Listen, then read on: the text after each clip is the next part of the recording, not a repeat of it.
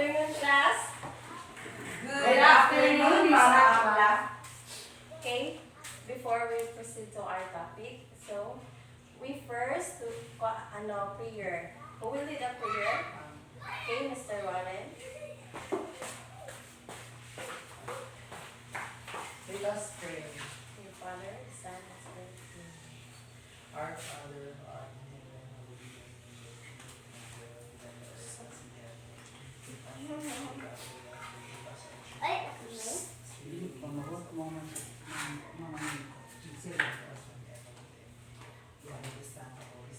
Amen. Oh, Okay, yeah. please be Ito seated. seated. So, I'm so glad for this afternoon for your beautiful faces and handsome. So now let's check our attendance. Who are absent for today? all are present, Mom. Okay. So before we proceed, what should the student do while the teacher is discussing? Listen carefully, Mom. What else? Keep our things tight. Okay, very good. How about when you want to ask or answer? There is our answer. Yes, Mom. Okay. What else? That's it. Okay, yes. Can I expect that from your class? Yes, Mom. Okay. So now, before we start our topic for this afternoon, let us check if you remember your previous lesson. So, what is the simple definition of probability? Okay, Miss Love? Probability is the chance that a given event will occur. The ratio of a number of outcomes in an exclusive set of equally likely outcomes that produce a given event to a total number of possible outcomes. Okay, thank you. So, what is probability formula? Okay, another. Miss Love? Formula of the probability an event is probability formula, or P of A equal N of A over N of S. Okay, very good. Clap your hands. So, now, let's have our activity. So, the name of activity is against the picture. So, but if didn't answer correctly, the student will sing in front of your classmate. Do you agree for that? Yes, Mom. Okay. So, this is the picture.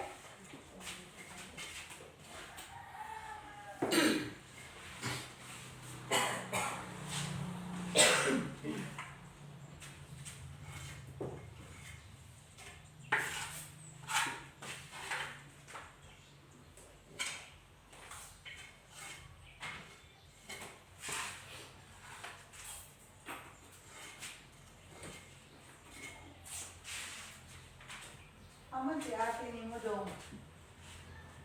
Okay, Miss Ella, in your mind, what is this picture? Circulation, Mom. Wrong answer. Mom. Okay, Miss Lauren. Permutation, Mom. Sa correct answer. Okay, very good. So, the punishment that the student didn't correct answer, so she will sing in front of you. So, Miss Ella, sing from your classmate. Pangarap ko ang ibigin ka, at sa habang panahon ikaw ay makasama. Ikaw na lamang siyang kulang sa buhay ko ito. Pangarap ko. Okay, thank you, Miss Ella. Yay! You have a beautiful voice. Sure. So now, our topic for this afternoon is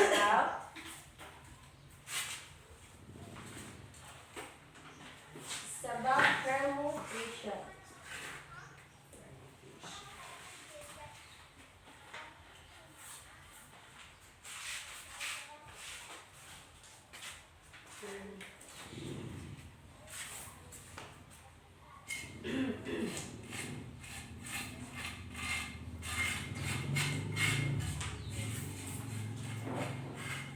Before we proceed to our topic, permutation, So all of you, please read these objectives.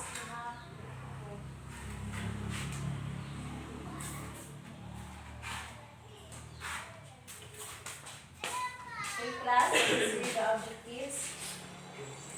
Define a permutation and explain how to calculate one. B. Identify permutation of a objects letter R at a time. C. Explain what a factorial is and its relation to permutation. D. Develop the awareness of real-life situations. Okay, thank you. So, before we proceed to our topic, permutation, who among you here can elaborate permutation? What is permutation? Mr. Warren? Maybe it is an arrangement of something. Okay, what else? Ma'am, Okay, Ms. Ella? it is a sequence of a thing. Okay, very good. So, now, permutation is refers to any all possible arrangement of the elements of the given set. So, please read, all of you, what is permutation? Permutation. It refers to any one of all possible arrangements of the elements of the given set. Okay, thank you. So the formula of permutation is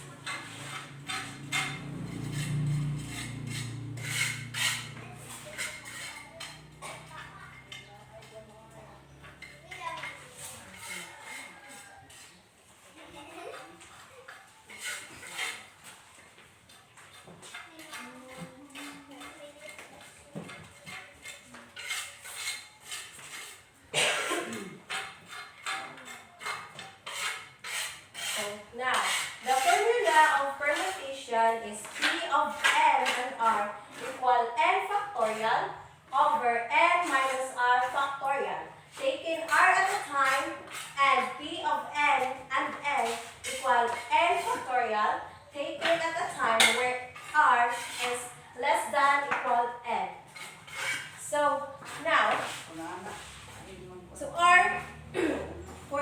let's have our activity number 3.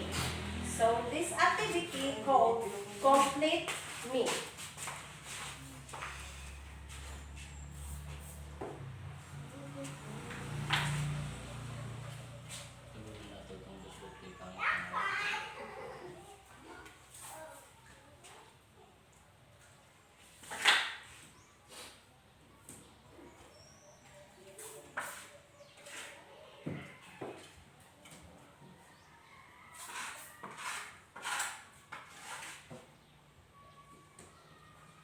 Okay, our activity number 3 called Complete Me. How many ways different two-scoop ice creams can be made? A. 5. B. 6. C. 8. Oh, Miss Love.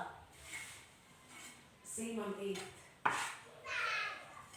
Okay, why is it 8 from your mind that the two-scoop ice cream can be made? Okay, Mr. Warren.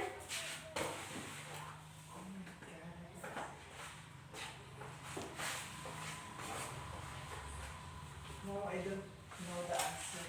Okay, so it is correct.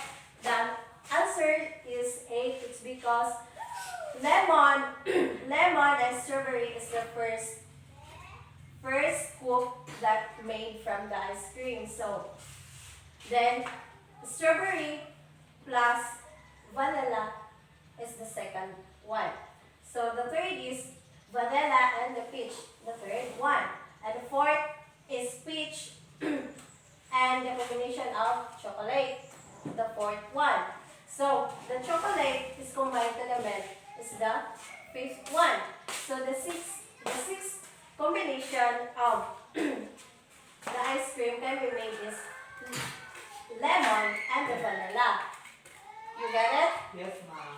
And the 7 is the vanilla to chocolate. And the last is chocolate to lemon. So that the answer is 8 ice cream can be made. Okay. So now these are the other type of permutation.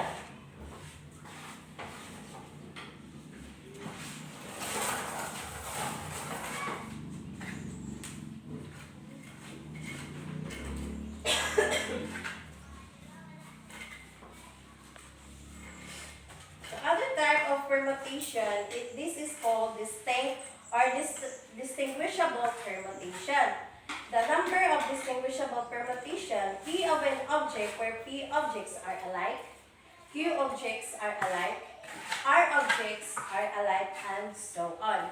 So this is the example. We have our example for permutation.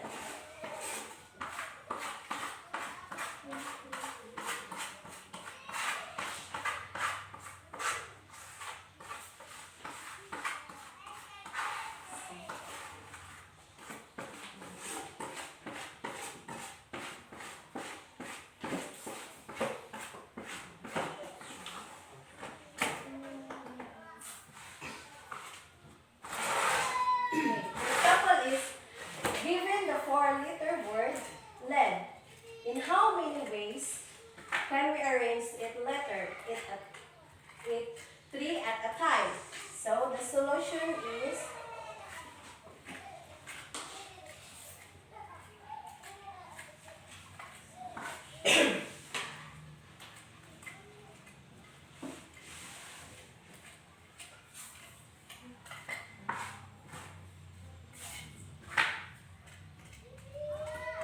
here's the solution for the given. So since n less than r, we will use P of n and r equal n factorial over n minus r factorial.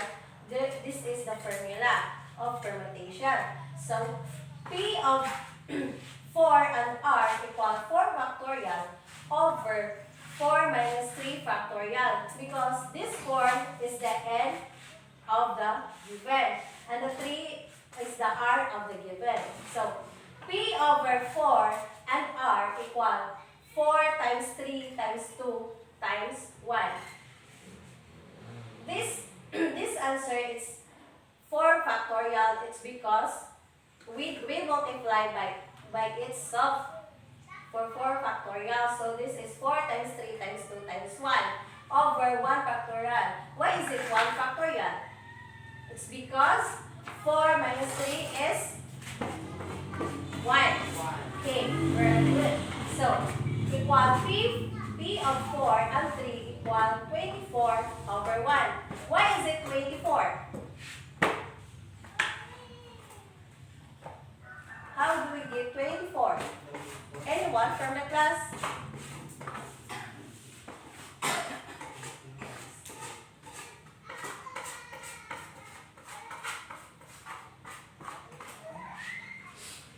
Solve it. 24 is this. 4 times 3 is 12. 4 times 3.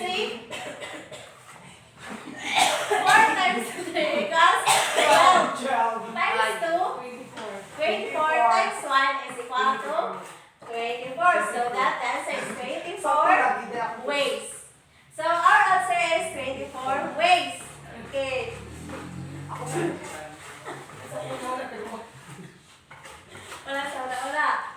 Okay, so now we have this time we will group it into 2 groups. So this will be the group 1 and this will be the group 2. So this is the given for the group 1.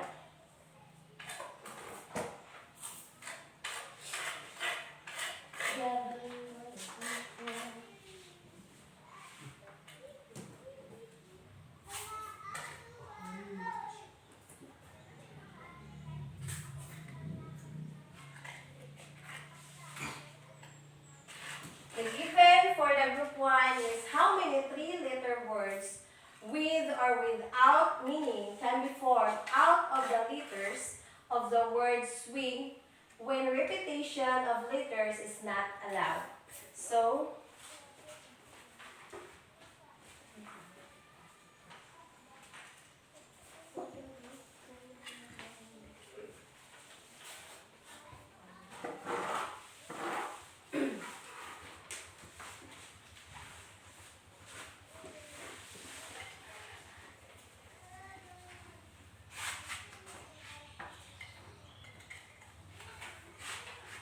Okay, finish.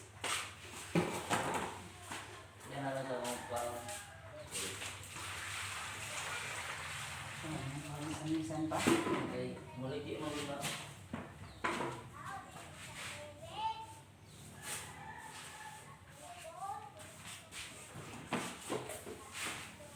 so your problem solving for group 2 is how many three-letter words with or without meaning can be formed out of the letters of the word smoke when repetition of word is allowed. So the group 1 is not allowed and the group 2 is allowed. So you will have 5 minutes to answer to your problem solving. So start now.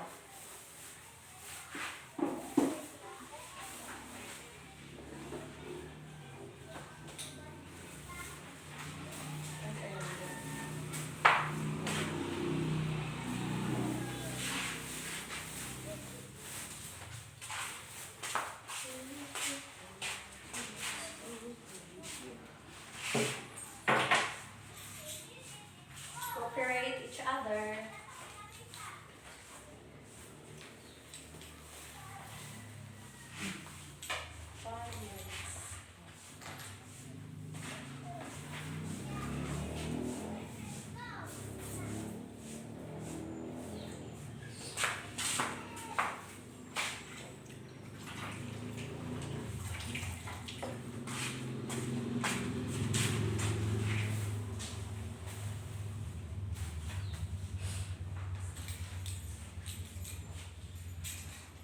Sinado. Wala na lang yun. Kaya kung makasapo na po kunin mo makaulit ka, kami na po katong diri ba katong Simple. Dali lang mo na mawas na nalis tingko.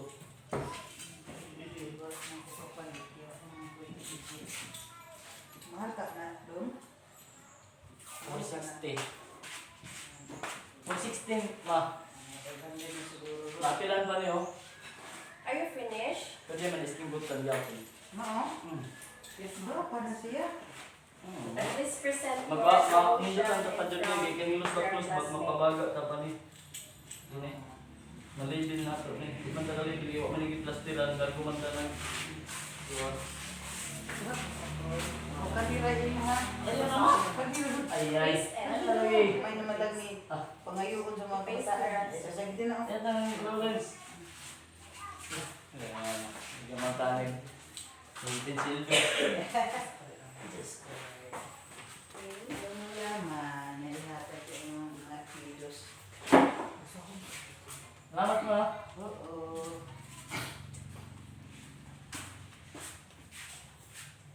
You will read your answer, Mr. Warren, for the quiz one. Here are the solution of these of the given. So here n equals 5 as the word swing has 5 letters. Since we have to frame 3 letters words with or without meaning and without repetition, therefore total permutation possible are P of in and R equal in factorial over in minus R factorial. P of in and R equal S factorial over 5 minus 3 factorial equals 5 times 4 times 3 times 2 times 1 over 2 times Ha? 1. So the answer is 60. Okay, that's the correct answer. Very good, Mr. Warren. Clap your hands, class. Okay, from the group 2, Miss Love, can you please show your solution about your given Here are the solution. The number of subjects in this case is 5, as the word smoke has 5 alphabets, and article 3, as 3-letter word, has to be chosen. Thus, the permutation will be permutation when a repetition is allowed is equal 5 cubed equal 125. Okay, very good, Miss Love. Okay, so now, do you understand what are the permutation Yes. about? Yes. Okay, let's have our another activity, the activity number 4. So this is the individual. So may I call Miss Ella for the activity number 4? You are the answer. So the given for activity number 4 is given a 4-letter word red. In how many ways can we arrange its letter 3 at a time? So Miss Ella, show your solution how to calculate that answer. Here are the solution of the given. There are 3 positions to be filled. We write the horizontal marks on each horizontal mark, and we write the number of choices we have in filling up the said position. There are 4 choices for first position. After the first position is filled, there are 3 choices left for the second. Positions are filled, there are 2 choices left for the third position. So the 3 entries on the horizontal marks would be 4, 3, and 2. And after that, we apply the fundamental counting principle and multiply it for 4 times 3 times 2 is equal to 24. The formulation of n objects taken are at a time is P of n, and R is equal to n factorial over n minus 2n factorial. And the formulation of n objects taken all at time is P of n, and n is equal to n factorial. Okay, very good, Miss Ella. So now Miss Ella shared you the solution. So let's have our last activity for this meeting. So find the number of permutation of the letters of the word statistics. So let's have 5 minutes to answer it. So 5 minutes to answer the question.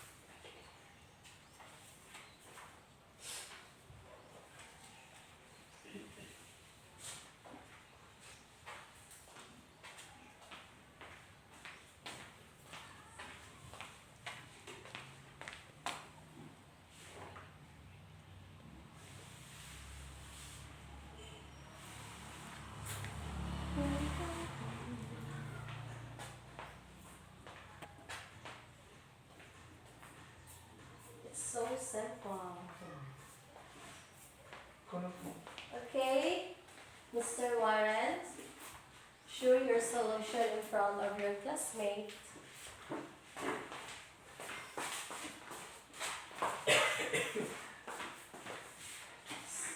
Three to do as. Ibig activity number 5. So, here are the solution. There are 10 letters of the word, assuming that letters are distinct. There are P of 10 and 10 is equals to 10 permutation.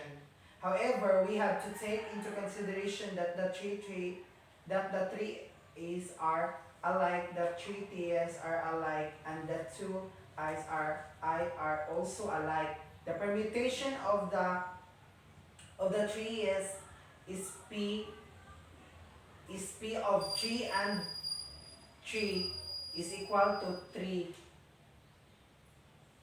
The permutation of the three T's is P of 3 and 3. The permutation of 2 T's is P. Okay, very good, Mr. Warren. Clap your hands, class. So we will have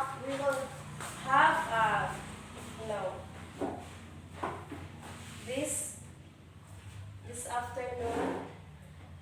Let's finish our activity. So before we will have your answer for that I faced in chalkboard, I would like to ano ba? Gusto ko makita yung talent nyo. For points. Para sa grado nyo. So, can I call? Ma'am. Can I call for first is Mr. Warren? Show your talent to your classmate. Hindi talent. I know that you have a talent. So, Ma'am kanta. oh yes. That's alright. Huwag kang mahiya, uy. Okay, share your talent before proceeding your please. O ano na? Sige. Go. I know you have a talent. Sige. You have your brother hat. No. Show us what you've got. Sige. Okay, go.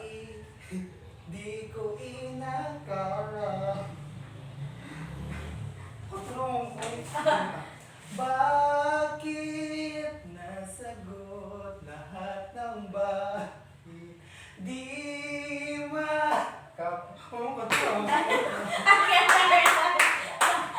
have a beautiful voice. Why is it? Are you shy? So, the next is Miss Love. Miss Love.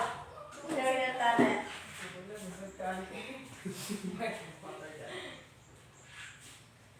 Di man ngayon yung panahon, alam kong ayos lang. Alam kong darating ka sa aking magpapadama. Sana dumating ka. Ay, may dumating. Pero, ganun talaga. May darating din. Pero may dumating naman sa'yo. Pero dapat ma'am. Sana ako na lang ako.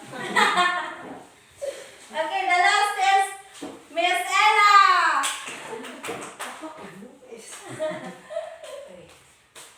Sana sinabi mo para di na umasang may tayo pa sa huli. Sana sinabi mo.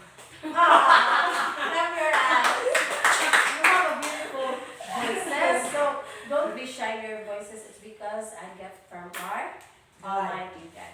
So now, let's have our quizzes. 5 corresponding quiz. So the first, evaluate and read the following permutation. Encircle the letter that corresponds to your answer. First is P of 10 and 4. The number 2 is P of 12 over 5. Number 3 is blank is a way, especially one of several possible variations in which a set of number of things can be ordered or arranged. 4th, 7 factorial. 5th, in how many different ways can the letters of the word optical be arranged so that the vowels be arranged always come together? So, please answer that question. Oh.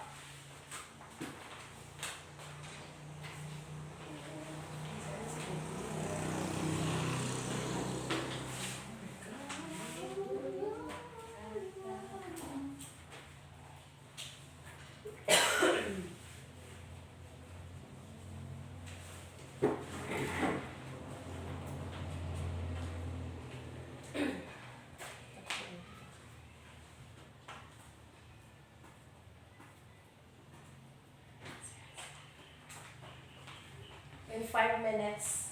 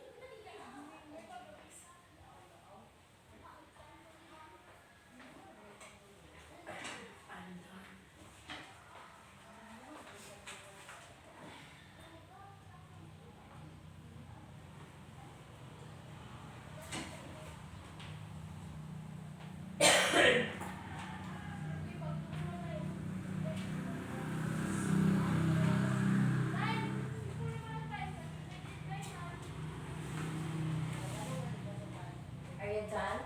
Yes, ma'am. Okay, pass it to me.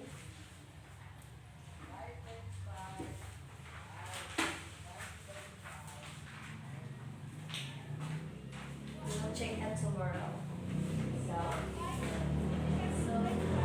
we have our recap. So in your study about the permutation, so how did you define permutation? Miss Ella? Permutation, ma'am, it refers to any one of all possible arrangements of the elements of the given set. Okay, very good. So why permutation is important in real life? Okay, Miss Love. Permutation are important in a variety of counting problems, particularly those in which order is important, as well as various other areas of mathematics. Example, that determinant is often defined using permutations. Okay, very good. So, do you know about the permutation this lesson, class?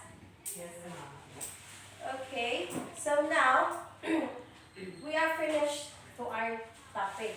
So we are finished to answer the quizzes. So, what is your questions about this topic? Do you have a question? Yes, ma'am. What is your question, Mr. Warren? Considering apart. What? From? Solution, kali, saan na siya dala? Yung parang kuhan. Di tayo sa hanggang O 4. kita, times lang. Multiply lang by itself. Okay, ma'am. Wala ba? Okay.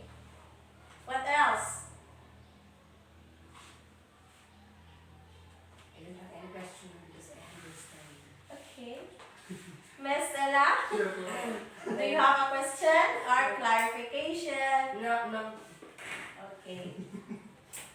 So, now before we goodbye to our class discussion for today, for your assignment, please research advance about combination. The first question is, what is combination? What is combination? So, the second one is, what is the purpose